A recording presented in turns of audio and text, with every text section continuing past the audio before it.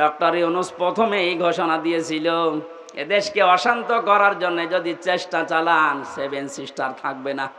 শুরু হয়ে গেছে অলরেডি, আলাদা পতাকা বানিয়ে উড়িয়ে দিয়েছে মণিপুরে।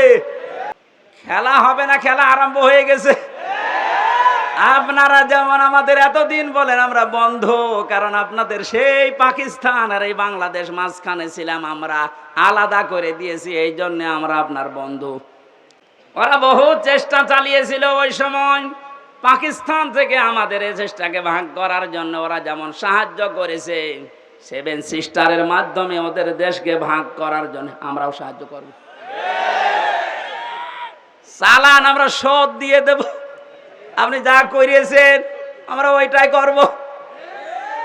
আপনারা ওই সময় ভাগ করে যদি আমাদের বন্ধু হয়ে যান, আমরাও কথা বলছেন।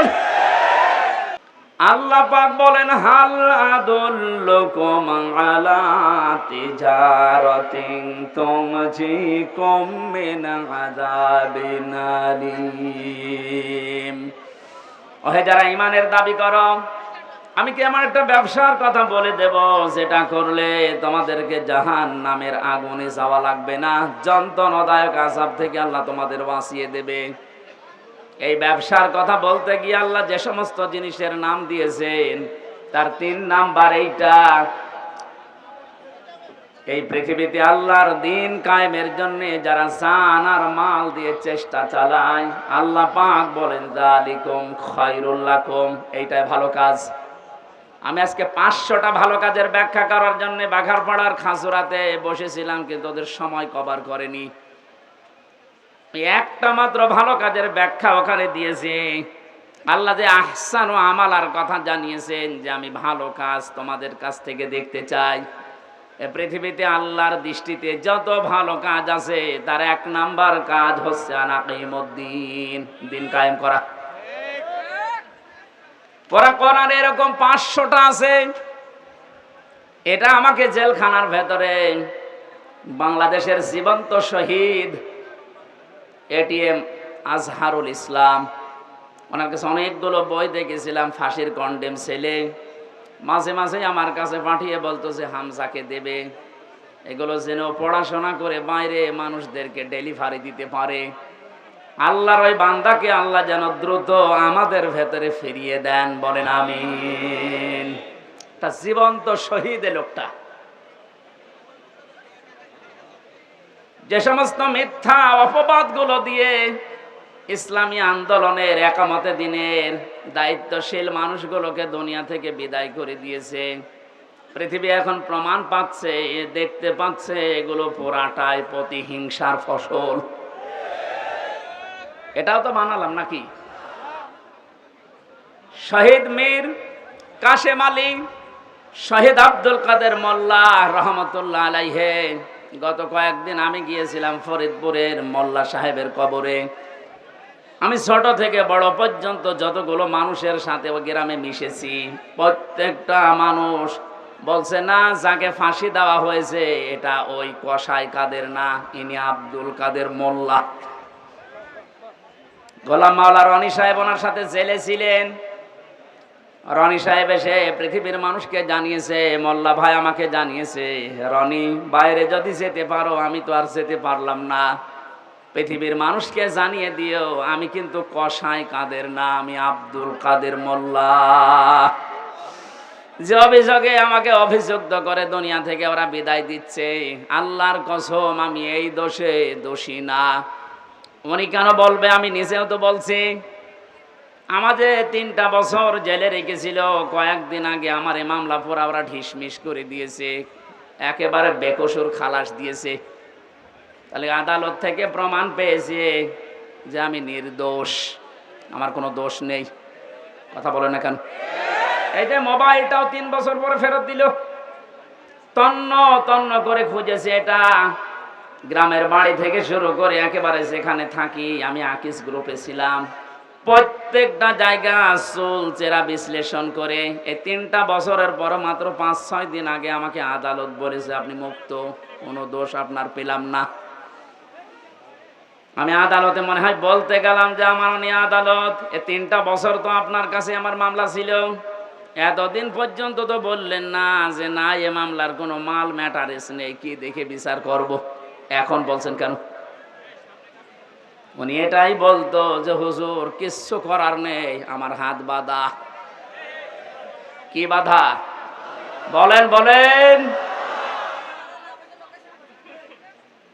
এদেশের 1628টা চেয়ার আছে, এই চেয়ার না, 1628টা চেয়ারের 1627টা চেয়ারে হাত বাঁধা ছিল, শুধু একটা চেয়ারের হাত খোলা ছিল।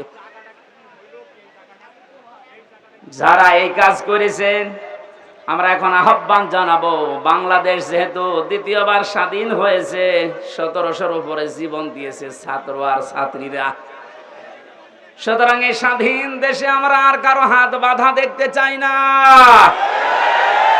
এদেশে যত হাত বাঁধা আছে সব যেন আমার এই বিচারপতির মতো খুলে যায়। প্রত্যেকেই যদি স্বাধীনভাবে হাত খোলা কাজ করতে পারে, 1,10,000-এর উপরে এখন মামলার আসামি জেলখানায় আছে। আমার মনে হয় কমপক্ষে 80,000 মানুষ এমনিতে বের হয়ে যাবে যদি হাত খোলা বিচারপতি পাওয়া যায়। আমি আশা করছি 3টা বছর আমাকে যেভাবে করেছিল, একামতে দিনের দায়িত্বে যারা ছিলেন আমার মনে হয় তাদেরকেও এইভাবে করেছিল। জালেমদের হাতে ক্ষমতা, চেয়ার, আইন আর কানুন বানানোর ক্ষমতা থাকার কারণ ওরা মন মতো যা ছিল তাই করেছে। আমারটা যেমন বেকসুর খালাস পেয়েছি, আল্লাহর কসম, যেগুলো মারা গেল, শহীদ হয়ে গেল, এ মানুষগুলো জীবিত থাকলে কেউ বেকসুর খালাস পেয়েছি। তো কোরআনের পাখি শহীদ আল্লামা দেলাওয়ার হোসেন সাইদি রহমতুল্লাহ আলাইহি, অনেকে বলছে উনি মারা গেছে। কে বলেছে মারা গেছে? ওনাকে মেরে ফেলা হয়েছে। ওনাকে মেরে ফেলা হয়েছে, এর বাস্তব প্রমাণই ওনার হাসিটা। কথা বলেন এখানে। আমি নিজে আমার বাবার যা আছে, আমার যা আছে, যদি ইসলামের খুঁটিনাটি বিষয়গুলো আমি মেনে জান্নাতে যেতে পারতাম, কসম খোদার জীবনও আপনাদেরকে আমি দিন কায়েম করা লাগবে এই ঝামেলাপূর্ণ কথা বলতাম না। এটা যে কত বড় যন্ত্রণা। আল্লাহ যেহেতু ইত্তাবিউ দিয়েছেন যে সবাই মিলে অনুসরণ করো, সবাই মিলে ইত্তেবা করো, একজন করলে হবে না, এই জন্যই তো আমরা সবাইকে নিয়ে অনুসরণ করতে চাই। সুখবর একটা আছে, বাংলাদেশে ইসলামী দল যতগুলো আছে প্রকাশ্য শিরিক এবং বেদাত যারা করে এরা বাদ দিয়ে অন্তত আল্লাহ একজন আছে, কেবলাকে কেবলা বলে মানে, এইরকম কিছু নিয়ম নীতিতে যারা কাউকে শরিক করে না, কাউকে বিশ্বাস করে না আল্লাহ বাদে, এ মানুষগুলো দেখলাম আজকে সব এক হওয়ার জন্য ঐক্যবদ্ধ হচ্ছে। জালেমরা তো পালিয়েছে, মুনাফিক যারা এদের গায়ে অনেকের এখন আগুন লেগে গেছে, কারণ এরা চিন্তা করছে এভাবে যদি সব এক হয়ে যায়, আমরা 5 তারিখের পর থেকে যেভাবে শুরু করেছিলাম এই কাজও বন্ধ হয়ে যাবে। ওরা বুঝে ফেলেছে। এজন্য আশা করছি যেভাবে এগিয়ে যাচ্ছে সবাই মিলে অনুসরণ করার জন্যে ধর্ম বিষয়ক উপদেষ্টা যিনি আছে ডক্টর আফামক খালিদ হোসেন, আল্লাহ তার হায়াতে তাজ্জেবা সিহাতে কল্লিয়া বাড়িয়ে দেন, বলেন আমিন।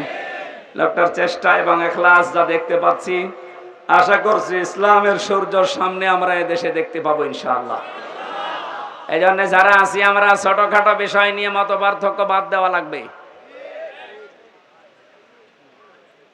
একটা হোস্টেলে 100 জন খাবার খায়, সকালের নাস্তা কলার পাউরুটি। 20 জন হোস্টেল ম্যানেজারকে আহ্বান জানিয়েছে যে স্যার এইটা যেন ঠিক থাকে। 80 জন বলছে না এটা আমরা আর খাবো না, নতুন মেনু আমাদেরকে দেন। কিছু কিছু ছেলেরা বলছে আমাদেরকে খিচুড়ি দেওয়া লাগবে সকালে, কেউ কেউ বলছে আমাদেরকে চিড়া দেওয়া লাগবে, কেউ কেউ বলছে আমাদেরকে রোল দেওয়া লাগবে। আর ওই যে 20 জন, ওরা বলছে যা আছে ওইটাই আমরা চাই, কলা পাউরুটি। ম্যানেজার বলছে এভাবে হবে না, ভোট দেওয়া লাগবে। আমি তো একবারে পাল্টিয়ে দিতে পারি না। ভোট দেওয়ার পরে দেখা গেল ওই যে আগের যে 20 জন আছে, কলা আর পাউরুটি ওটা ঠিকই আছে। চিড়া যারা চেয়েছিল তারা 18 জন হয়েছে, যারা খেচড়ি চেয়েছে তারা 17 জন, যারা রোল চেয়েছে তারাও 15 জন। এভাবে ভাগ ভাগ করতে করতে 20 পর্যন্ত আর যায়নি। আগে যা ছিল ওইটাই কায়েম হয়ে আছে। কি বসালাম বলেন তো? এদেশে 20 জন মাত্র এখন আগের যে সিস্টেম গুলো ছিল ওইটাই চালু রাখতে চাচ্ছে, কিন্তু আমরা এখন 80 জন পাল্টিয়ে গেছে। এই কথা বলছেন? আমরা এই 80 জন মিলে এখন যদি এই ছোটখাটো বিষয় নিয়ে মতপার্থক্য করি, কিয়ামতের আগে আমরা 20-এর উপরে যেতে পারবো না। এই জন্য সব বাদ দেওয়া লাগবে। কার কয় কলি টুপি, কার লম্বা টুপি, কার জব্বা, কার সিরা, কে হাত বাঁধে, কে মোনাজাত করে, এগুলো সব বাদ দেন। আল্লাহ একজন আছে, রাসূল আমার নেতা, এই বিশ্বাসে যারা বিশ্বাসী তারা আমরা এখন 80 জন। আরো জোরে। আমরা কোনো বিষয় নিয়ে আর সামনে ঝামেলা যেন না করে। 80 জন যদি ঠিক থাকতে পারি, ভোট যদি 80টা এক জায়গায় পড়ে, ওরা তো 20 জন চালিয়ে আসছে আগে থেকে, কিয়ামত পর্যন্ত ওরা আর বাড়বে না, কারণ আমাদের বরদোয়া লেগে আছে। রাব্বিলা তাদার আলাল আরদি মিনাল কাফিরিনা দাইয়ারা ইন্নাকা ইন তাদারহুম ইউদিল্লু ইবাদাকা ওয়ালা ইয়ালিদু ইল্লা ফাজিরান কাফফারা। বলেন আল্লাহু আকবার। হযরত নূহ দোয়া করেছিলেন, মাবুদ বহু চেষ্টা চালিয়েছি 9.5 বছরে, 900 বছর ধরে, এ মানুষ ভালো হয়নি। তোমার কাছে আমি শেষ পর্যায়ে বরদোয়া দিলাম, এদের আন্ডা বাচ্চা পর্যন্ত যেন জমিনে না থাকে, কারণ যেইটা থাকবে ওইটা দিয়ে তোমার বান্দাদেরকে গোমরা বানাবে। আমরা এই 53 বছর, কোরআনের পাখি প্রায় 50 বছর চেষ্টা চালিয়েছে, কিন্তু এই জালেমদের পরিবর্তনের কোন সুযোগ ওরা গ্রহণ করেনি। কথা বলে না কেন? চেষ্টা তিনি কম চালিয়েছিল। অধ্যাপক মতিয়ার রহমান চেষ্টা চালিয়েছে, বহু কায়দায় উনি বুঝিয়েছে আপনাদের, কিন্তু ওই 20 জনের যে অবস্থা, ও সারা জীবন কলা পাউরুটি যাবে। এই কথা বলছে না কেন? 80 জন আমরা পরিবর্তন হয়ে এই পর্যায়ে এসেছি, আর ওরা সেই 20 জন ও 20 জনই আছে। ও কিয়ামতের আগে আর পাল্টাবে না। কেন পাল্টাবে না? খাতামাল্লাহু আলা কুলুবিহিম ওয়া আলা সামিইহিম ওয়া আলা আবসারিহিম গিশাওয়া ওয়া লাহুম আযাবুন আযীম। আল্লাহ পাক বলেন, ওদের অন্তরে আমি মোহর লাগিয়ে দিয়েছি, ওদের কানের উপরে, ওদের চোখের উপরে পর্দা লাগিয়েছি। কঠিন যন্ত্রণাদায়ক আযাব ওদের জন্য রেডি আছে। কারণ এই পৃথিবীতে যারা আল্লাহর কালামকে অপমান করার চেষ্টা চালায়, তাদেরকে আল্লাহ হেদায়েত থেকে বঞ্চিত করে দেয়। হযরতে আব্দুল্লাহ বিন মাসউদ রাদিয়াল্লাহু তাআলা আনহু কোরআনে কারিমের সূরা রহমান নাযিল হওয়ার পর বিশ্ব নবীকে জানিয়েছিলেন, হে নবী, আমারে অনুমতি দেন আমি কাবার চত্বরে একটু তেলাওয়াত করি। ওনার কণ্ঠটা খুব সুন্দর ছিল। ডাক দিয়ে বলেন, ঠিক আছে, মন খুলে দিয়ে পড়তে থাকো। সূরা রহমান হচ্ছে কোরআনে কারিমের সবচাইতে সুন্দর সূরা। তিনি তেলাওয়াত আরম্ভ করলেন, আর রহমানু আল্লামাল কোরআন খালাকাল ইনসানা আল্লামাহুল বায়ান। তেলাওয়াত করছিলেন এভাবে, হঠাৎ আবু সেহেল শব্দ শোনার পরে এসে হযরতে আব্দুল্লাহ বিন মাসউদের কানের উপরে দিয়েছিলেন এক থাপ্পড়। কান দিয়ে গল গল করে রক্ত বের হয়ে ওই দিন থেকে তিনি চিরদিনের জন্য কালা হয়ে যান, আর শুনতে পাননি। এই যে বধির হয়ে গিয়েছিলেন কানে, বদরের ময়দানে আল্লাহ পাক কোরআনে কারিমের অপমানের শোধ নিয়েছিলেন। যখন আবু জেহেল ঠান্ডা ফ্রিজের মতো পড়েছিল মাছ আর মুহাব্বিসের বাড়ি খেয়ে, আব্দুল্লাহ বিন মাসউদ ওখানে যাবার পরে দেখলেন ঠান্ডা ফ্রিজ পড়ে আছে। বুকের উপর চড়ে বসলেন, ডাক দিয়ে বলেন, তা আবু জেহেল, তোমাকে আমি সময় দিলাম এখনো পর্যন্ত মুহাম্মদুর রাসূলুল্লাহর কালেমাটা মেনে নাও। আমি নবীর কাছে সুপারিশ করব, বিশ্ব নবী তোমারে মাফ করে দেবে। আবু জেহেল ডাক দিয়ে বলে, মাসউদ, আব্দুল্লাহর ছেলে মুহাম্মদ তোমাদেরকে জাদু করেছে, আমার পর্যন্ত আসতে পারে নাই। বলেন নাউজুবিল্লাহ। এখানে এখনো কথা বন্ধ হয়নি। এরা কি ইয়ারকি মারার জন্য এসেছে?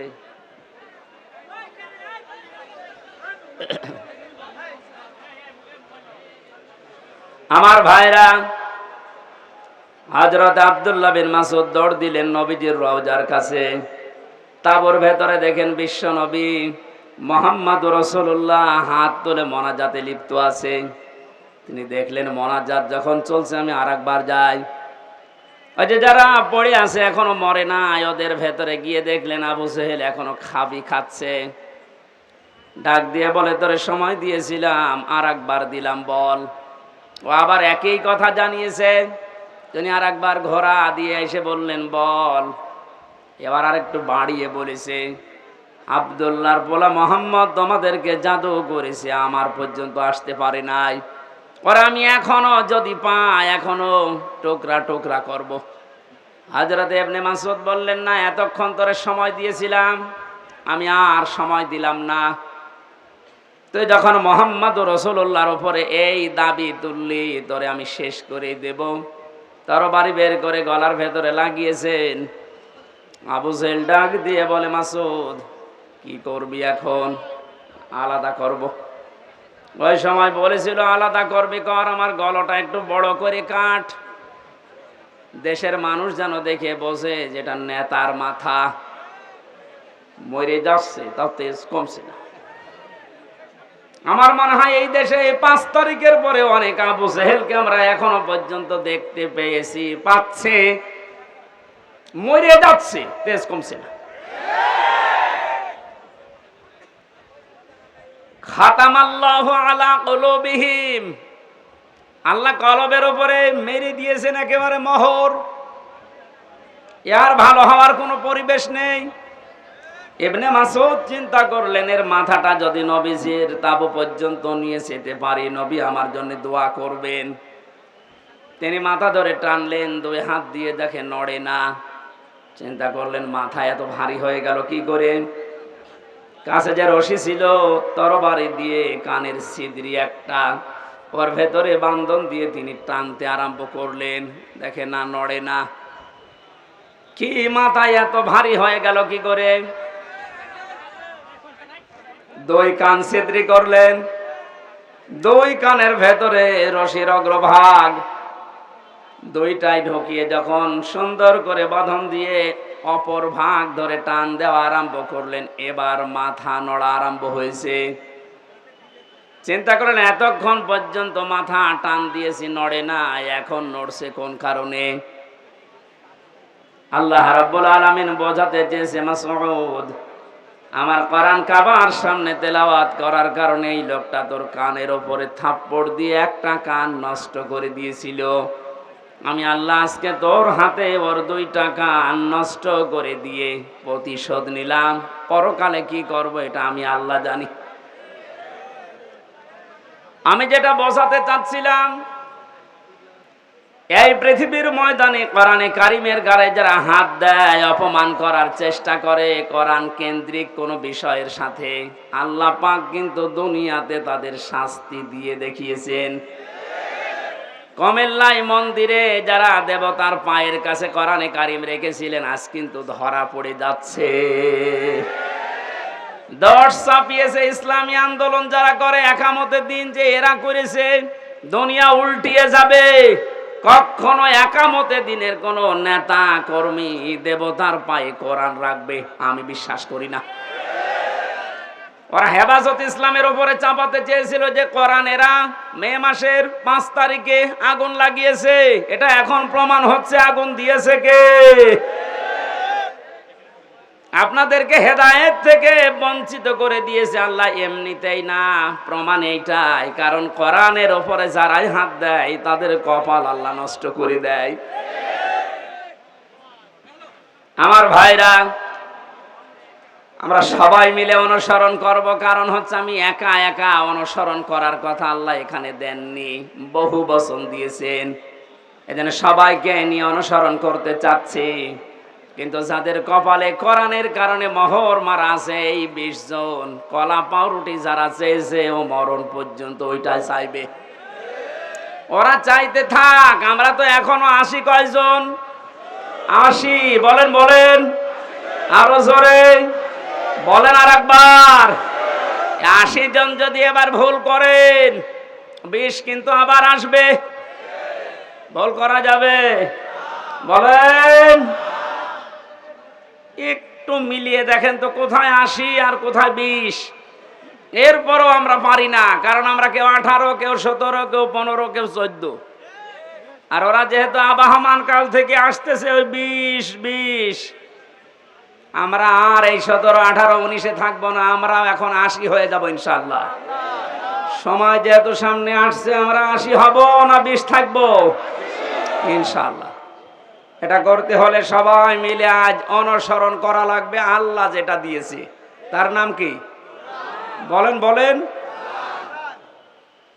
আল্লাহ পাক আয়াতের পরবর্তীতে জানিয়েছেন, ওয়ালা তাত্তাবিউ মিন দুনিহি আউলিয়া। কোরআন বাদ দিয়ে পৃথিবীর কোন ওলি আল্লাহর অনুসরণ করার দরকার নেই। প্রশ্ন আসতে পারে, আল্লাহ কি তার ওলিদের বিরুদ্ধে? না। সূরা ইউনূসের 62 নম্বর আয়াত, 11 নম্বর পারার 15 নম্বর পৃষ্ঠার 1 নম্বর লাইনে আছে, আলা ইন্না আউলিয়া আল্লাহি লা খাউফুন আলাইহিম ওয়ালা হুম ইয়াহজানুন। আল্লাহ পাক বলেন, কোনো ভয় নেই, কোনো চিন্তা নেই। আমার ওলি যারা, তাদের কোনো ভয় চিন্তা নেই। তাদেরকে সতর্ক করলাম, সুসংবাদ জানালাম, এদের ব্যাপারে তোমরা সাবধান থাকবা, এদের ভয় চিন্তা নেই। অথচ সূরা আরাফের 3 নম্বর আয়াতে বললেন কোনো অনুসরণ করার দরকার নেই। ওই আয়াতের সাথে আয়াতের কোনো মিল পাচ্ছি না। তাহলে আল্লাহর কথাও চাচা এরশাদের মতো সকালে একটা বিকালে আর একটা।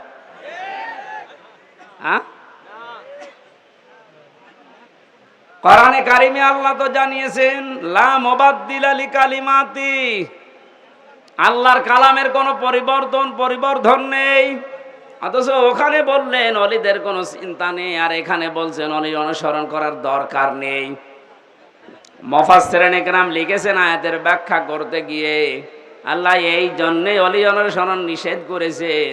আল্লাহ খুব ভালোভাবে জানেন, কারণ বর্তমান ভবিষ্যৎ এগুলো সব জানেন কে? আরো জোরে বলেন। সব যেহেতু তার নিজের জ্ঞানে আছে, উনি আগেই জানতেন যে ভবিষ্যতে কিয়ামত পর্যন্ত আমার এমন বান্দা বান্দি দুনিয়ায় আসবে, আর আমি আল্লাহর চাইতে ওদের আব্বাকেই বড় মনে করবে। এই জন্য আল্লাহ নিষেধ করেছেন কোনো আব্বার কোনো অনুসরণ করার দরকার নেই। কালিলাম মা তাযাক্কারুন। আল্লাহ আফসোস করছেন যে আমার এই বক্তব্য শোনার পরে আমার কিছু বান্দা বান্দি ফিরে আসবে, অধিকাংশগুলোই মুখ ফিরিয়ে চলে যাবে। বলেন নাউজুবিল্লাহ। এখানে কোরআন উপস্থাপনের যে ধরন আমরা শিখেছি আল্লাহর কাছ থেকে, আপনি হয়তো না বোঝার কারণে মন খারাপ করতে পারেন। 2 নম্বরে আল্লাহ যেটা জানাতে চেয়েছে ওটা আবাহমান কাল থেকে আসতেছে, আল্লাহর বক্তব্যের সাথে মিলছে না। এখন আপনি কি ওই বাপ দাদারটাই মেনে চলবেন না আল্লাহর বর্ণনা করাটা? এখানে আর একটা বিষয়, একটা মাসলা পাওয়া যায়। আজ যারা অন্ধ অনুসরণ করে ইসলামকে, দিনকে মানার চেষ্টা চালাচ্ছেন, এদেশে আছে। এই কারণে বলছি, পৃথিবীতে শুধু মুহাম্মদুর রাসূলুল্লাহ সাল্লাল্লাহু আলাইহি ওয়াসাল্লামকে বাদ দিয়ে কাউকে অন্ধ অনুসরণ করা জায়েজ নেই। কেন জায়েজ নেই? কারণ উসওয়াতুন হাসানা এই শব্দটা শুধুমাত্র মুহাম্মদুর রাসূলুল্লাহকে আল্লাহ দিয়েছেন। পৃথিবীর কাউকে আল্লাহ উসওয়াতুন হাসানা এটার গ্যারান্টি দেয়নি। লাকাদ কানা লাকুম ফি রাসূলিল্লাহি উসওয়াতুন হাসানা, অবশ্যই তোমাদের জন্য মহত্তম আদর্শ লুকিয়ে রেখেছি আমি আল্লাহ রাসূলুল্লাহর জীবনে। কার জীবনে? বলেন বলেন। আল্লাহকে এখানে বলতে পারতেন না যে আব্দুল্লাহ বিন মোহাম্মদ ইবনে আব্দুল্লাহ, তার জীবনের ভেতরে আমি লুকিয়ে রেখেছি। তার নাম তো আল্লাহ জানতেন, কেন তার নামটা এখানে উচ্চারণ না করে রাসূলুল্লাহ দিলেন? কারণ তিনি মুহাম্মদুর রাসূলুল্লাহ এই শব্দটা পেয়েছিলেন নবী হওয়ার পর থেকে। 40 বছরের আগ পর্যন্ত মানুষ তাকে আরব জাহানে বলতো আব্দুল্লাহ বিন মোহাম্মদ। আর 40 বছরে যখন তিনি কোরআন পেয়েছেন তখন শুধু আব্দুল্লাহ বিন মোহাম্মদ না, হয়ে গেছেন রাসূলুল্লাহ। তাহলে অনুসরণ করা, অনুকরণ করা মুহাম্মদ ইবনে আব্দুল্লাহকে ফরজ না রাসূলুল্লাহকে ফরজ? আশা করছি আমি যেটা বোঝাতে চাচ্ছি আপনি বুঝবেন। এই বাংলাদেশ সহ বিশ্বের বহু জায়গায় আমি গিয়ে দেখেছি তারা আজ এখনো পর্যন্ত এ কথা বলছে আমরা নবীওয়ালা কাজ করি। হ্যাঁ, আপনি আব্দুল্লাহ বিন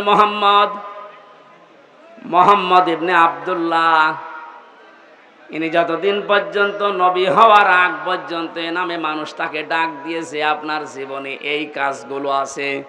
কারণ তিনি ওই সময় সত্য কথা বলতেন, ভালো কাজের আঞ্জাম দিতেন। কোন মানুষ যদি বিপদে পড়তেন সেখানে এগিয়ে যেতেন। এই কাজগুলো মুহাম্মদ ইবনে আব্দুল্লাহর জীবনীতে আমরা সিরাত ইবনে হিশামে সিরাত বিশ্বকোষের ভেতর থেকে পেয়েছি। কিন্তু তিনি যখন রাসূলুল্লাহ হয়ে গেছেন, তার আপন চাচা আবু লাহাব পর্যন্ত জানের শত্রু হয়ে দাঁড়িয়েছে। এই বাংলাদেশ সহ বিশ্বে আজ যারা বলেন আমরা নবীওয়ালা কাজ করি না, আপনি মুহাম্মদ ইবনে আব্দুল্লাহর কাজ করেন। রাসূলুল্লাহ নবীওয়ালা কাজ যদি কেউ দাবি করে, উনি যেমন রসুল হওয়ার পর থেকে 63 বছর, এই 23 বছরে 82 বার টার্গেট হয়েছিলেন ইহুদিদের, আপনি অন্তত 82 বার না হলেও 2 বার তো হবেন। আপনাকে ইহুদি, খ্রিস্টান, মুশরিক সবাই ভালোবাসে, সবাই ভালো বলে, বুঝতে হবে আপনার কাজ এখনো রাসূলুল্লাহর কাজ হয়নি। এজন্য আমাদের অনুসরণ করা দরকার এখন থেকে মুহাম্মদ ইবনে আব্দুল্লাহ না রাসূলুল্লাহ? আরো জোরে। আল্লাহ রাব্বুল আলামিন রাসূলুল্লাহকে অনুসরণ, অনুকরণ করার তৌফিক আমাদেরকে যেন দান করেন, বলেন আমিন। এখানে অনুসরণ করার জন্য 27টা পয়েন্ট আমি পেয়েছি তাফসিরে। বিশ্ব নবীকে অনুসরণ করা লাগবে এই কারণে, قُلْ إِن كُنتُمْ تُحِبُّونَ اللَّهَ فَاتَّبِعُونِي يُحْبِبْكُمُ اللَّهُ ইলা আখিরি আয়াত। সূরা আলে ইমরানের 31 নম্বর আয়াতে আল্লাহ জানিয়েছেন, হে নবী, মানুষকে আপনি এ কথা বলেন যদি আল্লাহকে ভালোবাসিয়ে দাবি তারা করে, তারা যেন আপনার অনুসরণ করে। শব্দের দিকে খেয়াল করেন, ফাত্তাবিউনি, আমার অনুসরণ করো। এখন এই অনুসরণটা মাস্ট বি, করাই লাগবে 1 থেকে 40 না 40 থেকে 63। এই সহজ কথাগুলো আপনি বুঝতে চান না, খালি ফতোয়াবাজি করেন কেন বলেন তো? 1 থেকে 40 বছর পর্যন্ত এই পৃথিবীতে কেউ যদি মোহাম্মদ ইবনে আব্দুল্লাহকে না মানে অনুসরণ না করে সে জান্নাতে যাবে না। একটা হাদিস দেখান, কোরআনের একটা আয়াত বলেন। কিন্তু মোহাম্মদ ইবনে আব্দুল্লাহ থেকে যখন রাসূলুল্লাহ হয়ে গেছেন, আমরা সবাই এখানে জানি উনি রাসূল হয়েছিলেন কত বছর বয়সে? আরো জোরে বলেন। 40 থেকে 63, কত? এই 23 বছরের 1 সেকেন্ডও যদি কেউ না মানে সে কাফের। ফতোয়া নতুন করে বানানো লাগবে? আল্লাহর কোরআন জানিয়েছে রাসূলুল্লাহকে অনুসরণ করা মাস্ট বি ফরজ। আমা আতাকুমুর রাসূল, আল্লাহ কিন্তু আমা আতাকুম মুহাম্মদ ইবনে আব্দুল্লাহ দেননি। শব্দগুলো একটু খেয়াল করে পড়তে পারেন না?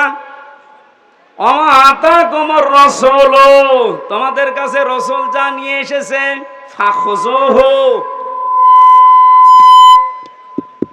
ওটা আঁকড়িয়ে ধরো। আমা নাহাকুম আনহু ফান্তাহু, জানহু হুরমার যায় রাসূলুল্লাহর দিকে। তোমাদেরকে রাসূলুল্লাহ যা নিষেধ করে ওইগুলো ছেড়ে দাও। আত্তাকুল্লাহ, আল্লাহকে ভয় করো। ইন্নাল্লাহা শাদীদুল ইকাব, অবশ্যই আল্লাহর আযাব বড় কঠিন। এবার আসেন তো আয়াতের মূল শিক্ষায়। বিশ্ব নবী মুহাম্মদুর রাসূলুল্লাহ আমরা সবাই স্বীকার করে নিচ্ছি যে উনি হয়েছিলেন 40 বছরে, না জন্মের পরেই? আরো জোরে বলেন। ওনাকে অনুসরণ করা লাগবে কি মুহাম্মদ ইবনে আব্দুল্লাহ হিসাবে না রাসূলুল্লাহ হিসাবে?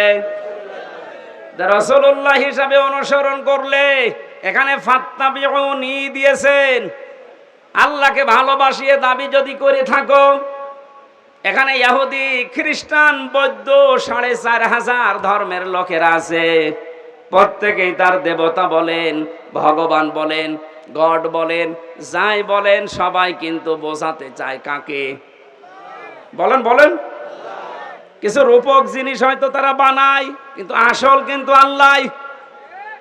আপনি হিন্দুদের বিপদে পড়লে দেখবেন রূপক যে 12 মাসে 13 পূজা করে, 33 কোটি দেবতা ওদের, একটার উপর পূর্ণ বিশ্বাস ওদের নেই। ওদের বিশ্বাসও যে একজন আছে। আমার তো অনুষ্ঠানগুলো ভারতে বেশি থাকতো আগে, 17, 18, 19 সালে আমি ভারতেই বেশি ছিলাম। দেখেছি ওই সমস্ত জায়গায় বিপদে পড়লে হিন্দু ড্রাইভার আমার যে চালিয়ে নিয়ে যেত কলকাতায়, ও বেটা হিন্দু মানুষ, ভগবানকে ডাকা বাদ দিয়ে বিপদে পড়লে, চরম বৃষ্টি যখন, তখন বলছে উপরওয়ালা একজন আছে। আমার বাস্তব জীবনে আমি দেখেছিলাম চরমনায়, বরিশালে যখন ছোটবেলায় যেতাম, ওই সময় তো ব্রিজ ছিল না, নৌকায় যাওয়া লাগতো, লঞ্চে যাওয়া লাগতো। একবার ওঠার পরে দেখি বিশাল ঝড় উঠেছে।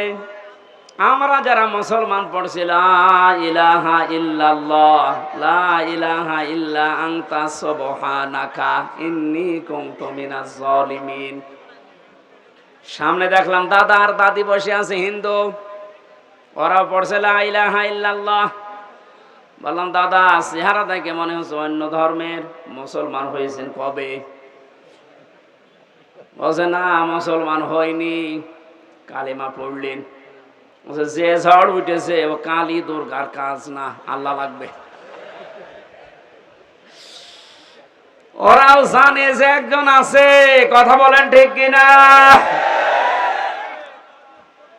যে যে ধর্মে তার নতুন নতুন রূপক অর্থে বানিয়ে নিয়েছে, কিন্তু আসল একজন আছে, এ কথা সবাই যেহেতু বলছে, আল্লাহ এ কথাই জানাতে চাচ্ছেন। তোমরা যারা বলো আল্লাহ তোমাকে ভালোবাসে, তোমাকে আমরা মহব্বত করি, আল্লাহ বলছেন এই কথার দাবি পূরণ করার জন্য ফাত্তাবিউনি, আমার রাসূলের অনুসরণ করা লাগবে। কি করা লাগবে? এবার আমার প্রশ্ন এখানে যারা জ্ঞানী মানুষ তাদের কাছে, এই অনুসরণ কি আংশিক না পূর্ণাঙ্গ? আরো জোরে বলেন। আজ এই বাংলাদেশ সহ বিশ্বের বহু মুসলমানেরা, আমি এই যে সিঙ্গাপুর, মালয়েশিয়া কয়েকটা রাষ্ট্র ঘুরে আসলাম এই 15-20 দিন আগ থেকে, বাস্তবতা দেখেছি হাজার হাজার লক্ষ লক্ষ আমাদের মতো মুসলমান আংশিক কিছু মানা, কিছু অনুসরণের মাধ্যমে ওরা মনে করছে আমরা নাজাত পেয়ে যাব। অথচ ফাত্তাবিউনি, আমার অনুসরণ করো। আমরা সবাই স্বীকার করছি অনুসরণ আংশিক না, এটা পূর্ণাঙ্গ। নাকি আংশিক? পূর্ণাঙ্গ অনুসরণ করবেন আপনি। এখন অনুসরণ যখন আরম্ভ করবেন, আল্লাহ বলেন ওয়াগফির লাকুম যুনুবাকুম, দুইটা জিনিস আমি দেব। এক নম্বরে জীবনের যত অপরাধ আছে, জামবন্যা দিয়ে যুনুব বহু বচন দিয়েছেন। আপনি যদি অনুসরণ করা আরম্ভ করেন, আপনার জীবনে দুইটা পুরস্কার আল্লাহ দেবে। যত অগণা ছিল পেছনে, সব আল্লাহ রসুলের অনুসরণের কারণে মাফ করে দেবে। দুই নম্বরে আল্লাহ পাক যদি কাউকে মাফ করে দেয়, তার জন্য বানানো জান্নাত দেবে। এ কথা মানেন তো? এবার আসেন আমার মূল শিক্ষাটাই। এই বাংলা সহ বিশ্বের যত মুসলমানেরা আজ আমরা আংশিক অনুসরণ করে মনে করছি যে না, আমরা আল্লাহর ভালোবাসা মহব্বত পেয়ে গেছি। আপনি হয়তো নামাজে রসুলকে মানেন, রোজাতে রসুলকে মানেন, হজ করতে গিয়ে রসুলের অনুসরণ মতো হজ করেন, যাকাত দিতে গিয়ে রসুল্লাহর অনুসরণ করেন। বিশ্ব নবী যে বিচার করেছিলেন কোরআন দিয়ে, সেইটাই আপনি আর রসুলকে মানেন না, তখন মেনে নিয়েছেন ব্রিটিশকে। আরো আসতে বলেন, আপনার অনুসরণ কি আংশিক হয়েছে না পূর্ণাঙ্গ? আংশিক অনুসরণের মাধ্যমে আল্লাহর মহব্বত ভালোবাসা পাওয়া যাবে না। আর আল্লাহর মহব্বত যদি পাওয়া না যায়, জান্নাতও যাওয়া যাবে না। কারণ আল্লাহ ইউহিব্বুকুমুল্লাহ দিয়েছেন, এটা মজারে বর্তমান, ভবিষ্যৎ, প্রেজেন্ট, ফিউচার।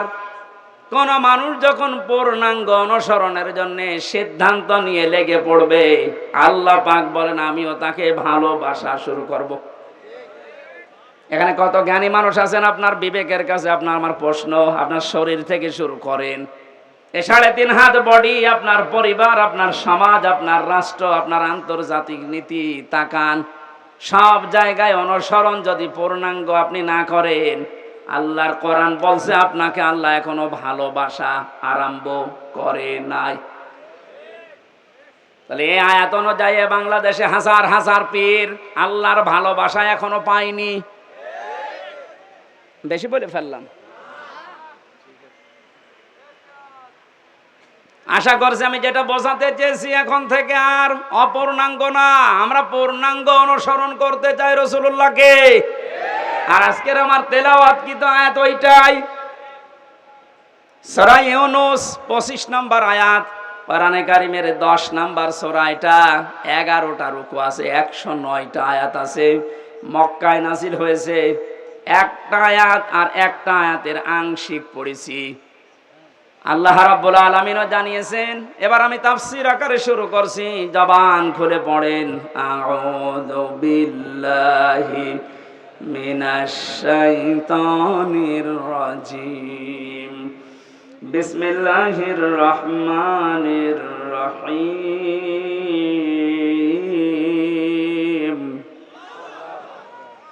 ওয়াল্লাহু ইয়াদউ ইলা দারিস সালাম।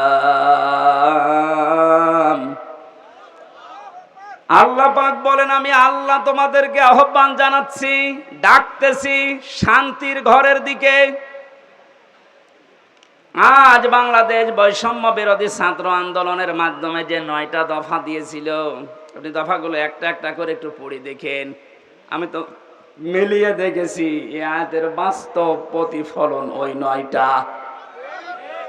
আমি ওগুলো সব নোট করেছি, একটা একটা করে আপনি মিলাবেন এখন থেকে। যারা আছেন যেখানে, দাঁড়িয়ে, বসে, শুয়ে, খুব অ্যাক্টিভ, আল্লাহ পাক বলেন আমি তোমাদেরকে ডাকি আমার শান্তির ঘরের দিকে। তামাম বাংলাদেশের এই 56,000 বর্গ মাইল মনে করেন একটা ঘর। এটা কি? আরো জোরে বলেন। আল্লাহ যে ঘরের দিকে ডাকতেছে, ওই ঘরের নাম জান্নাত। ওই ঘরের নাম কি? 8টা জান্নাতের যে দরজা আমরা নাম শুনি, জান্নাতের দরজা 8টা না 100টার উপরে আমি কোরআনে পেয়েছি। এ বিষয়ে একটা বইও লিখেছিলাম ওই সময়, যে জান্নাতের স্তর 100টা। তার ভেতরে দারুস সালাম একটা দরজার নাম।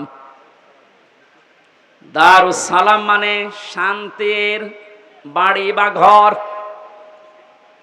আল্লাহ পাক এখানে ডাক দিয়েছেন যে তোমরা শান্তির ঘরে প্রবেশ করো। এই পৃথিবীর মানুষ যেটা উদাহরণ দিলে বসে বেশি আমি ওইভাবে সেট করেছি। বাস্তবে আমরা দেখি একটা ঘর যদি কেউ বানাতে চায় বসবাসের জন্য, শান্তি পাওয়ার জন্য, ইসলাম শব্দটা এখানে আল্লাহ দিয়েছেন দারুস সালাম। সালাম সিলমন, এখান থেকে ইসলাম, এর শাব্দিক অর্থ হচ্ছে শান্তি। কিন্তু কেউ যদি সুখ পেতে চায় এর আলাদা একটা আরবি শব্দ আছে রহাতা, রহাতুন। রহাতুন মানে সুখ। রহাতুন মানে কি? ঘরের ভেতরে মানুষ সুখ পাওয়ার জন্যই প্রবেশ করে। এই যে এখান থেকে সারাদিন সারা রাত মানুষ কর্মজীবন শেষ করে যখন বাড়িতে যায়, ঘরে প্রবেশ করার সঙ্গে সঙ্গে একটা অজানা সুখ আপনাকে ঘিরে ধরে। আপনি হয়তো টের পান না, বাইরে যতক্ষণ আগে ততক্ষণ একটা আতঙ্ক কাজ করে, একটা ভয় ভয় কাজ করে। অথচ ঘরের ভেতরে চার দেওয়াল দিয়ে যেটা আটকানো, কি আছে ওর ভেতরে, ওখানে গেলে একটা আলাদা শান্তি, ওই ভয়টা আল্লাহ যেন দূর করে দেয়। কথা বলেন ঠিক কিনা? আল্লাহ বলেন আমি এমন একটা ঘরের দিকে তোমাদেরকে ডাকছি যে ঘরে প্রবেশ করলেই তোমরা সুখ আর শান্তি দুইটাই পেয়ে যাবে। যেহেতু আমরা এখন একটা ঘর বানাবো, ঘর বানাতে প্রথমে খুঁটি দেওয়া লাগে। কি দেওয়া লাগে? খুঁটি বা পিলার দেওয়া লাগে। আল্লাহ যে ঘর বানাতে আমাদেরকে নির্দেশ দিচ্ছে যে শান্তির ঘরে প্রবেশ করো, এই ঘর যদি 56,000 বর্গ মাইলকে আপনি বানাতে চান তাহলে 4টা খুঁটি আল্লাহর কাছ থেকে নেওয়া লাগবে। এই খুঁটিগুলো যদি কেউ ভারত থেকে নেয় বিপদে পড়বে। ওরা এখন বিপদে আছে। কথা বলেন না কেন? ওরা বহু চেষ্টা চালিয়েছিল ওই সময় পাকিস্তান থেকে আমাদের এই চেষ্টাকে ভাগ করার জন্য। ওরা যেমন সাহায্য করেছে 7 সিস্টারের মাধ্যমে ওদের দেশকে ভাগ করার জন্য, আমরাও সাহায্য করব। চালান আমরা শোধ দিয়ে দেব। আপনি যা করিয়েছেন আমরা ওইটাই করব। আপনারা ওই সময় ভাগ করে যদি আমাদের বন্ধু হয়ে যান আমরাও। কথা বলছেন? শুরু হয়ে গেছে অলরেডি। আলাদা পতাকা বানিয়ে উড়িয়ে দিয়েছে মণিপুরে। খেলা হবে না, খেলা আরম্ভ হয়ে গেছে। আপনারা যেমন আমাদের এতদিন বলেন আমরা বন্ধু, কারণ আপনাদের সেই পাকিস্তান আর এই বাংলাদেশ মাঝখানে ছিলাম, আমরা আলাদা করে দিয়েছি, এই জন্য আমরা আপনার বন্ধু। আমরাও পাশে তো দেখলাম ডক্টর ইউনূস প্রথমে এই ঘোষণা দিয়েছিল এদেশকে অশান্ত করার জন্য যদি চেষ্টা চালান 7 সিস্টার থাকবে না। মানে যদি নাও করে ওনার পেছনে যে দেওয়াল আছে তারা হয়তো একটু কাঁটি নাড়াচ্ছে। এটা আন্তর্জাতিক যে বিষয়গুলো আমি এখানে বলতে চাচ্ছি না। যাই হোক, আমি এতটুকু টাচ দিলাম, ওরা আমাদেরকে পাকিস্তান থেকে আলাদা করে যদি ওরা বন্ধু হয়, ওদেরকে আমরা এই 7 সিস্টার 7টা অংশে ভাগ করে বন্ধু হব। আমরা তো ওরা একটা করেছিল, আমরা 7টা করে দিচ্ছি। আমরা আরো বড় বন্ধু না?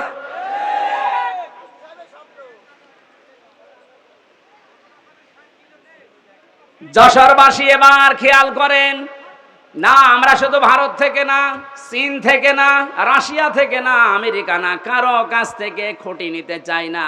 আল্লাহ যে খুঁটি দিয়েছে শান্তির ঘর বানাতে, আমরা ওই খুঁটি নেব। আমার কথার অর্থ বোঝার চেষ্টা করেন, খুব খেয়াল করে শুনবেন। আমি কোরআনে কারীম থেকে পেয়েছি 1 নম্বরে আল্লাহ পাক বুনিয়াল ইসলাম আলা খামসিন শাহাদাতি আল্লাহ ইলাহা ইল্লাল্লাহ। এই যে হাদিসটার ভেতরে 5টা বিষয় আছে, তার 4টা খুঁটি আমি সেট করেছি।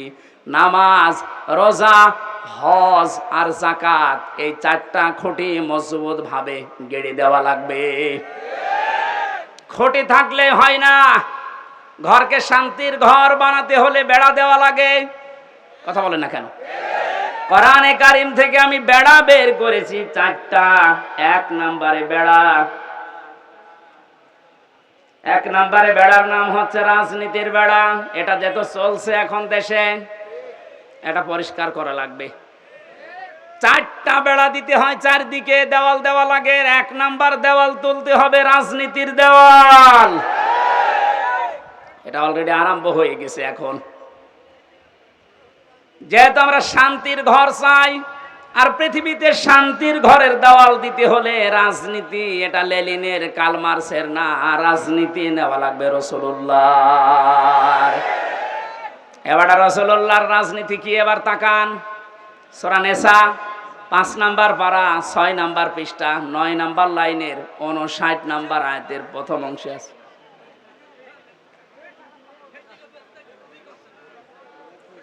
শেষ করে দেব না? ওই লোকটাকে তুলে আমার চেয়ারে বসিয়ে দেব।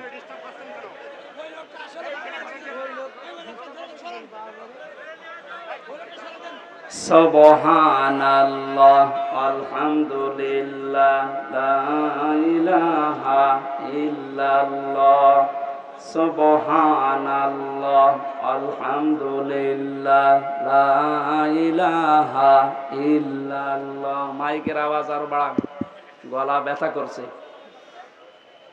সুবহানাল্লাহ, এই দেখলেন? হ্যাঁ, এটা রওশনের সাথ। মাইকের কিন্তু বদনাম করে দেব। এখন আওয়াজ দিচ্ছেন না? আমার গলাটা নষ্ট করার জন্য ধান্দা আছেন না? আপনার আওয়াজ থাকতে আওয়াজ না বাড়িয়ে রেখে দিয়েছেন কোন কারণে? সুবহানাল্লাহ আলহামদুলিল্লাহ লা ইলাহা ইল্লাল্লাহ।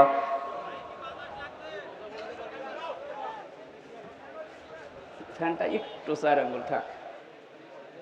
লা ইলাহা ইল্লাল্লাহ মুহাম্মাদুর রাসূলুল্লাহ। যশোরবাসী, শান্তির যে ঘর আমরা নির্মাণ করতে যাচ্ছি, এই ঘরে যারা রাজনীতির বেড়া হিসাবে থাকবে, এই মানুষগুলোকে অনুসরণ করার একটা বিশাল সুন্দর সিস্টেম আল্লাহ আয়াতে দিয়েছেন। আল্লাহ পাক বলেন, আমাকে অনুসরণ করো, আমার রাসূলকে অনুসরণ করো। তোমাদের ভেতরে যারা রাজনীতি করবে, নেতা হবে, নেতৃত্ব দেবে, তাদেরকে অনুসরণ করবা। কিন্তু শিক্ষা হচ্ছে আতিউ, এই শব্দটা এটা একটা ফেল, এটা ভার্ব, এটা ক্রিয়া। এটা আল্লাহ নিজের নামে আর রাসূলের নামে দিয়েছেন, কিন্তু উলিল আমর যারা রাজনীতি করবে, নেতৃত্ব দেবে, নেতা হবে, তাদের আগে দেননি। বাংলার মুসলমানেরা, এমন একটা ঘর যেহেতু আমরা নির্মাণ করতে যাচ্ছি, যে ঘরে প্রবেশ করলে কোনো ভয় থাকবে না। কথা বলেন না কেন? কোনো চিন্তা থাকবে না। বলেন বলেন। এমন একটা ঘরে আমরা যেতে প্রবেশ করতে ইচ্ছা করছি বা প্রবেশ করব বলে আশা করছি, যে ঘরের ভেতরে, ঘরের এরিয়াতে গেলে কোনো চিন্তাই থাকবে না। ঘরের পাশে যে যদি ছিনতাইকারী ধরে, ঘরের ভেতরে যারা বসবাস করছে, ওরা দা নিয়ে, খন্তা নিয়ে, বটি নিয়ে, কথা বুঝতেছেন, বাড়ির ভেতর থেকে এসে ছিনতাইকারীকে এই ঝিনাইদহ সাবেক এমপির মতো টুকরা টুকরা করে ফেলবে। আমার মনে হচ্ছে এরা না বুঝে চিল্লাচ্ছে। না, আমি জানি আপনারা বুঝে ফেলেছেন। শান্তির যে ঘর আমরা বানাতে যাচ্ছি, প্রবেশ করতে যাচ্ছি, যে সিস্টেম গুলো দিয়ে রাজনীতির এই বেড়া দেওয়ার জন্য, দেওয়াল দেওয়ার জন্য, আমাদের সামনে যারা আসবে রাজনীতি করতে, এই বেড়া দেওয়ার আগে দেখতে হবে আল্লাহ রাসূলকে মেনে চলে কিনা। এই জন্য আতিউটা আল্লাহ উলিল আমর রাজনীতি নেতাদের আগে দেননি। এখন থেকে সিদ্ধান্ত নিয়ে বাড়ি যাবেন আজকে। এই বেড়াটা যেহেতু সামনে দেওয়া লাগবে শান্তির ঘরে, সুতরাং আল্লাহ রাসূলকে যদি আমার বাবা হয়েও মেনে না চলে, ওই বাবাকে আমি ভোট দেব না। আর আমার আত্মীয় না, দূরের মানুষ, ও যদি আল্লাহ রাসূলকে মেনে চলে, ওর দ্বারা দুনিয়া এবং আখিরাতে আমার কাজ হবে। এই যে কাজ হবে ওর দ্বারা, এটা আমি বানালাম? বলেন। সূরা নিসা 5 নাম্বার পারার 10 নাম্বার পৃষ্ঠার 12 নাম্বার লাইনের 85 নাম্বার আয়াতে আছে, মাইয়াশ ফাশাফাআতান হাসানাতাই ইয়াকুল্লাহু নাসীবুম মিনহা ইলা আখিরি আয়া। দলিলগুলো লম্বা করছি না, গরমে আমার ভেতরে ঘেমে যাচ্ছে, জন্য তাড়াতাড়ি করছি। দুনিয়ায় যারা একটা ভালো কাজে সুপারিশ করবে, ভোট দেবে, রায় দেবে, সমর্থন জানাবে, ওই লোকটা চেয়ার পাওয়ার পরে যে ভালো কাজ করে সওয়াব পাবে, আপনি শুধু এই রায় দেওয়ার কারণে একই সওয়াব পাবেন। যেই লোকটা এই কাজ করে আমাকে উপকার করছে দুনিয়া এবং আখেরাতে, সে যদি আমার দোলা ভাই না হয়, আমার বাবা না হয়, ও যদি আল্লাহ রসুলকে মেনে চলতে পারে, ওকে আমি সমর্থন জানাবো, সাপোর্ট করব, সুপারিশ করব। কারা এই মতের সাথে রাজি আছেন দেখে লিল্লাহে তাকবীর।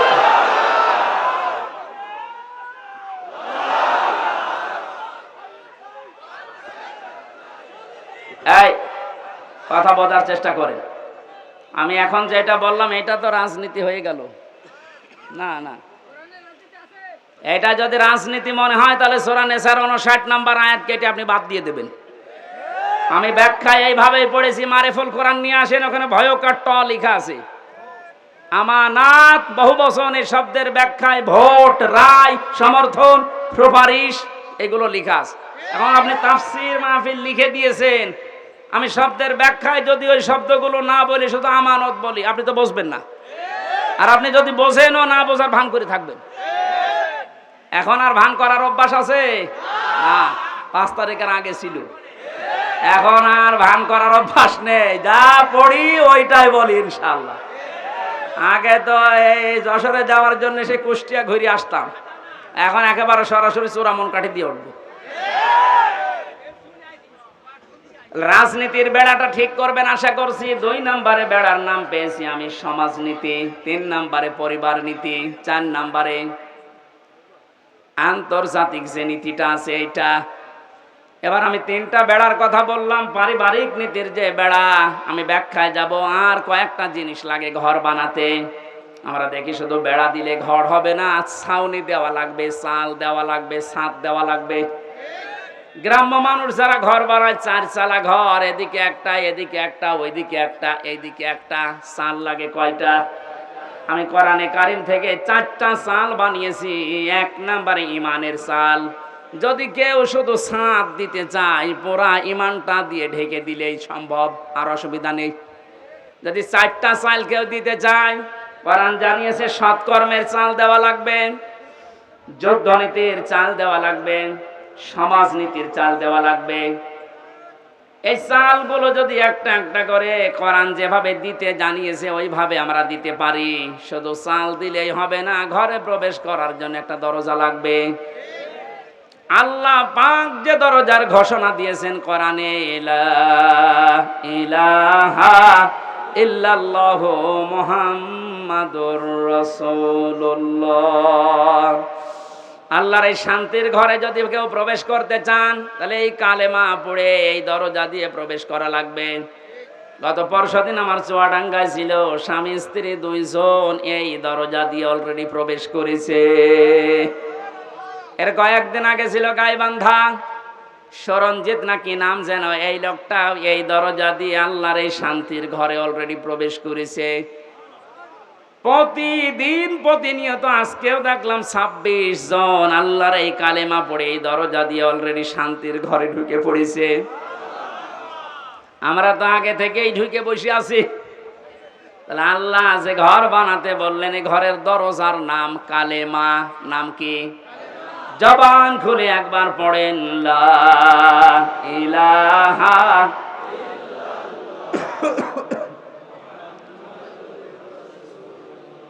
ঘরে এবার প্রবেশ করছি যারা, এ ঘরে প্রবেশ করতে হলে আংশিক পা দিয়ে আর এক পা বের করে রেখেছি, শান্তিতে থাকতে পারবেন।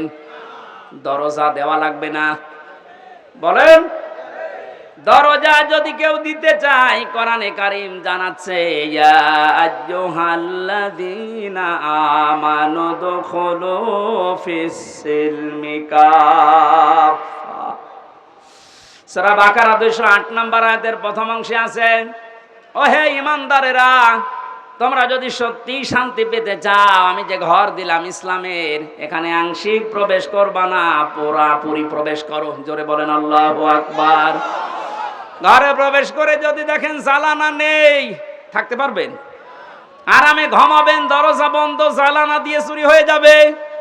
আল্লাহ পাক এজন্য জানিয়েছেন এই ঘর শান্তিময় রাখতে হলে আগে জ্বালানা ঠিক করো। আমরা কোনো ঘরের 2টা 3টা 4টা পর্যন্ত জ্বালানা দেখি। কোরআনে কারিম থেকে আমি জ্বালানা পেয়েছি, এদিক থেকে বাতাস ঢুকবে, ওই দিকে বের হয়ে যাবে। 2টা, একটা মুআমালাত আর একটা মুআশারাত। আমিরে জামাত ডাক্তার শফিকুর রহমান যেটা এখন অলরেডি আরম্ভ করেছে, এই কথা বলছেন, শান্তির এই ঘরে থাকতে হলে জ্বালানা লাগবে, আর একটা দিলে হবে না। একটা জ্বালানা দিলে বাতাস একদিকে প্রবেশ করে দম বন্ধ হয়ে যাবে, এটা যেন বের হতে চায়। এই জন্য আমাদের মুআমালাত মুআশারাত ঠিক করা লাগবে। মানে ভারতকে জানিয়েছেন আপনাদেরকে আমরা বন্ধু হিসাবে পেতে চাই। চীনের রাষ্ট্রদূত সেদিন যে প্রশংসা করেছে, জালেমরা তো নেই, অনেক মুনাফিক এখন চলে যাচ্ছে। কত বিচক্ষণ লোক আপনি জানেন। আমি ছিলাম তার সাথে 4 দিন, বাস্তবতা দেখেছি। লোকটারে মাথা না, এটা একটা ম্যাগনেট। আপনি 20 বছর পরে যেটা বুঝবেন, আল্লাহ ওনাকে 20 বছর আগে ওইটা বোঝার মতো তৌফিক দিয়ে দিয়েছেন। ওনার যে স্যাক্রিফাইস, ওনার যে বিচক্ষণতা, যে তাওয়াক্কুল ভেতরে আছে, আর যে ইখলাস নিয়ে উনি কাজ করে, আমার আল্লাহ মনে হয় এই কারণে ওনাকে আস্তে আস্তে তুলে দিচ্ছে। আপনি যত ষড়যন্ত্র করেন রুখতে পারবেন না। ওনার প্রতিটি পদক্ষেপ আমার মনে হয় তাহাজ্জুদের নামাজ পড়ে সিদ্ধান্ত নিয়ে তারপরে করেন। জেলখানায় যতদিন আমি দেখেছি, আমার তো সেজদা ছিল 2 মিনিট 2.5 মিনিট, আর ওনার সেজদা ছিল 1 ঘন্টা 1.5 ঘন্টা। উনি সেজদায় সে মনে হয় কাঁদতেন যে আল্লাহ আমাকে আরো ছেলে মেয়ে বেশি দাও, আমার সম্পদ আরো বাড়িয়ে দাও। কি করেছে 1 ঘন্টা 1.5 ঘন্টা সেজদায় বসে বসে। এমন কিছু উনি এই যে বছরের পর বছর জেল খাটার মাধ্যমে চেয়েছিলেন, আমার আল্লাহ ওই চাওয়াগুলো জিনিস এখন আস্তে আস্তে ওনাকে দিয়ে দিচ্ছে। জালেমরা বিদায় নিয়েছে, মুনাফিকদেরকে বলবো আপনি থামেন, পারবেন না। কারণ ওনার যে মুআমালাত, ওনার যে মুআশারাত, যে বিচক্ষণতা। কোথায়? কুষ্টিয়ায় 3 জন হাসপাতালে ভর্তি আছে, কুষ্টিয়ার জেলা আমির জানে না। উনি আছে কক্সবাজারে, ওখান থেকে জেলা আমিরকে কল দিয়ে বলছে 3 জন আপনার জেলায় হাসপাতালে কিছুক্ষণ আগে অ্যাক্সিডেন্ট করে পড়ে আছে, আপনি কোথায়? আপনি বলেন তো তার দূরদর্শিতা কত দূর। সেরকম একটা জেলা না, 64টা জেলা বাংলাদেশে।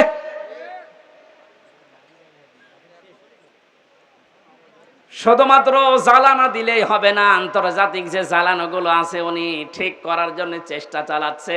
আল্লাহ যেন ওনাকে নিজের কুদরত দিয়ে পরিচালিত করেন, বলেন আমিন।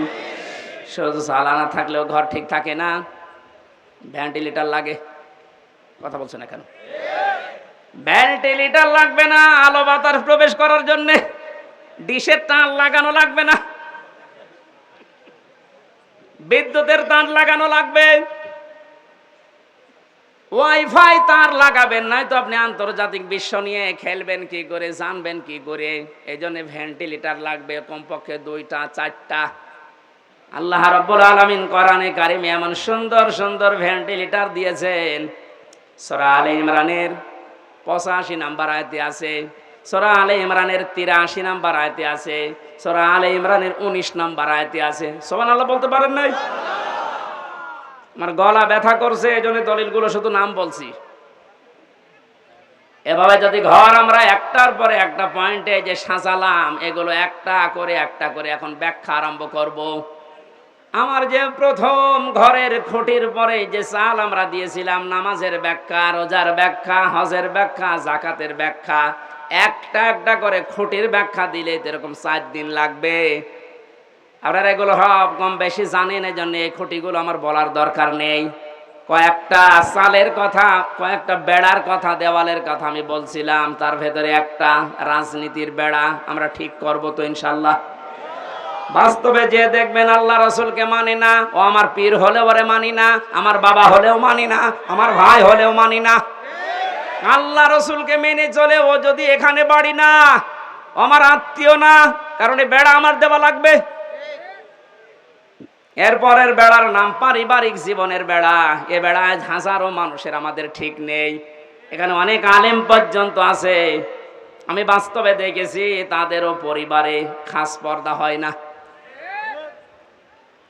আমি শপথ নেওয়ার জন্য গত 8 তারিখে 8 দিন আগে আমির জামাত এসেছিল কুষ্টিয়ায়, আমার ডেট ছিল ওই দিন। 120টার উপরে আমার প্রশ্ন করিস পারিবারিক জীবন নিয়ে, যে প্রশ্ন করেছিল প্রায় 17-18টা। সারা দেশে আমি ওয়াজ করে বেড়াচ্ছি, সারা দেশে আমি ঘর চাইয়ে বেড়াই, অথচ আমার ঘরে টিন নেই। আমারে যেগুলো প্রশ্ন করেছে মিথ্যা তো বলা যাবে না, বাস্তবে একেবারে সত্য সত্য মিলিয়ে দেখলাম না, মিলছে না। রকন মানে যে খুঁটি নির্ভর করা যায় এমন জিনিস, সেটা আসলেই আমারে হয়নি। পারিবারিক জীবনের যে আসল খাস পর্দা, ওটা 100 ভাগ এখনো আমার আসেনি। আমারে বলছে হবে না, দিন পাল্টিয়ে দিলাম, আবার 9 দিন পেছিয়ে দিয়েছে। আমার মতো একটা নাম করা হুজুরের যদি এই অবস্থা, বাকিগুলো আল্লাহ জানে। আমাদের পারিবারিক জীবনের যে পর্দাটা, এটা অনেকে নফল মনে করে, অনেকে গুরুত্বই দিতে চায় না। আজকে আমি এখানে আসার পরে যে বাড়িতে বসেছিলাম, বাড়িওয়ালা তার বউ, মেয়ে, বেটার বউ সব নিয়ে আসতেছে, হুজুর দেখবে। এইটা তো হালকা জায়েজ আছে। হ্যাঁ, মেয়েদের পর্দা পারিবারিক জীবনে যে ফরজ, এটা অনেকে জানেই না। এদের একামতে দিনের খুঁটি হওয়ার জন্যে, আমি আরবিটা বললাম না, খুঁটি হওয়ার জন্যে অনেক কাঠ খড়ি পোড়ানো লাগে। সত্যি যদি কোনো মানুষ একনিষ্ঠভাবে এখলাসের সাথে খুঁটি হিসাবে কাজ করতে চায়, আমার যতটুকু বাস্তবতা দেখলাম, 120টা প্রশ্নের ভেতরে আল্লাহ তাকে জান্নাত দিয়ে দেবেন। আমাদের পারিবারিক জীবনে স্বামী স্ত্রীর যে সম্পর্কটা হওয়ার কথা ছিল, এখন আস্তে আস্তে ভারতের এই চ্যানেলগুলো থেকে, আশপাশের মানুষের ব্যবহার থেকে আমরা সব নষ্ট করে ফেলেছি। অধিকাংশ স্ত্রীর স্বামীর ওপরে শ্রদ্ধা নেই, ভক্তি নেই, খালি ভুল ধরার চেষ্টায় থাকে। এরকম বউ নেই? আরো আসতে বলেন। এ পৃথিবীতে যত খারাপ স্বামী হোক, ফেরাউনের মতো এত খারাপ স্বামী কারো কপালে জুটেছে? নিজের স্ত্রীর হাতে ব্রেক লাগিয়েছে, পায়ের ভেতরে ব্রেক লাগিয়েছে, কপালের ভেতরে শলাকা দিয়েছে, মাথার উপরে গরম তেল ঢেলে দিচ্ছে। হযরতে জিবরাইলকে আল্লাহ বললেন, জান্নাতটা নিয়ে ধরো আমার এই বান্দির সামনে। হযরতে আসিয়া জান্নাত দেখার পরে বলতে পারতেন, আল্লাহ তুমি আমার মরণ দিয়ে জান্নাতে প্রবেশ করাও। তিনি বলেননি। তিনি বলেছিলেন, মাবুদ তুমি জান্নাত আমার সামনে পাঠিয়ে দিয়েছো, আমি এইটা চাই না, আমি চাই তুমি যেখানে আছো ওই জায়গায় একটা ঘর আমার জন্য আলাদা বানাও, যেন ওখানে বসে বসে সব সময় তোমাকে দেখা যায়। আমার উপরে অত্যাচার চলছে, জুলুম চলছে, তোমার আবার যেন রাগ হয়ে না যায়। অনাজ্জিনি মিন ফিরআউনা ওয়া আমালিহি ওয়ানাজ্জিনি মিনাল কওমিজ যালিমিন। আরবি গ্রামার যারা বসে জিজ্ঞাসা করেন, এক আলিফ করে আল্লাহ টান দিয়েছেন। অনাজ্জিনি, আমাকে তুমি বাঁচাও। এই যে অত্যাচার করে আমার স্বামী নিজে আর লোক দিয়ে করায়, এই জালেমদের হাত থেকে তুমি আমাকে বাঁচাও। কিন্তু আল্লাহ তুমি রাগ করে আমার স্বামীর ওপরে গজব দিও না।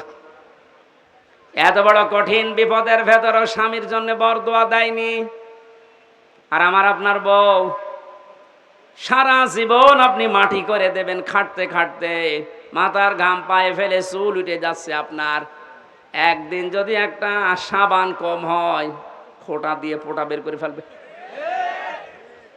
বরদোয়া তো আছেই বাংলা আরবি মিলে। না, আমরা এরকম পারিবারিক জীবন চাই না। বিশ্ব নবী মুহাম্মদুর রাসূলুল্লাহর স্ত্রীর দিকে তাকান, তার পারিবারিক জীবন কেমন ছিল। হযরতে আয়েশা বলেন, মুহাম্মদুর রাসূলুল্লাহ আমার স্বামী, তাকে আমি গোসল করাতেছিলাম, হঠাৎ রক্ত আর পানি প্রবাহিত হয়ে যাচ্ছিল। নবীজি বললেন, আয়েশা পানির ভেতরে রক্তের মতো লাল কি দেখা যায়? হযরতে আয়েশা বলেন, হে রাসূল, আপনি যখন গোসল করার জন্য টুলের উপরে বসেছিলেন, ওর একটা পায়া আমার পায়ের উপরে পড়েছিল, আঙ্গুল ফেটে রক্ত বের হচ্ছে। বললেন, একটু বলতে পারলেন না আমাকে? আমি আগেই উঠে পড়তাম। হযরতে আয়েশা বলেন, হে রাসূল, এটা তো আমার পায়ের আঙ্গুল ফাটা, রক্ত বের হয়েছে। যদি কলিজা ফেটে রক্ত বের হতো, আমার স্বামীকে আমি উঠতে বলতে পারতাম না।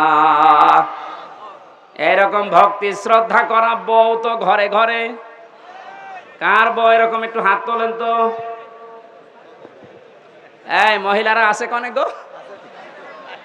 এই একটা মানুষও হাত তোলেনি। কিসের ওয়াজ করব? আমাদের এই যে বেড়া আছে দেওয়াল, এ দেওয়াল নড়বড়ে জানা যাচ্ছে। কিসের সুখ পাবেন এই দেওয়ালের ভেতরে?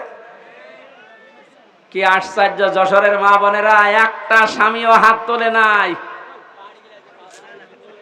আলহামদুলিল্লাহ বলবো না নাউজুবিল্লাহ বলবো? আমি জেলখানায় দেখেছিলাম 100 জনের প্রায় 70 জন জেল খাটতেছে এই পারিবারিক জীবনের কারণে। বই মেরে ফেলেছে, না আদা মারা করেছে, যাই যৌতুকের কারণে। এই সমস্ত বিষয় নিয়ে ওখানে বসে বসে আমি একটা বই লিখেছি, দাম্পত্য জীবনে কলহ এবং সমাধান কি। মেয়েদের জন্য বিশেষ করে, গাড়িতে আছে কিনা জানি না, আছে, ওটা নিয়ে যাবেন বর জন্যে। ওরা বলবেন এটা শেষ করো। মেয়েকে বিয়ে দেওয়ার আগে ওটা পড়াবেন। 120 পৃষ্ঠা লেখা আছে। যাওয়ার সময় গাড়ি থেকে নিয়ে ওদের পড়ান। পারিবারিক জীবনের এই যে দেওয়ালটা, বেড়াটা, এটা আমাদের ঠিক করা দরকার। নয়তো আপনারও জীবনে এই জল্লাদ শাহজাহান এবং এখন যে জল্লাদ আছে কেন্দ্রীয় কারাগারে, এর নাম ইলিয়াস, এই বউ মারার কেসে জেল খাটতেছে। আমাদের কপালে ওইরকম আবার এসে যাবে কিনা আল্লাহ জানে। এই জন্য ওইটা নিয়ে পড়ান, পারিবারিক জীবনের এই দেওয়ালটা, বেড়াটা ঠিক করেন। আল্লাহ এরকম একটা শান্তির ঘর আমাদেরকে তৈরি করার তৌফিক দিন, যে ঘরের ভেতরে প্রবেশ করলেই শান্তি পাওয়া যায়।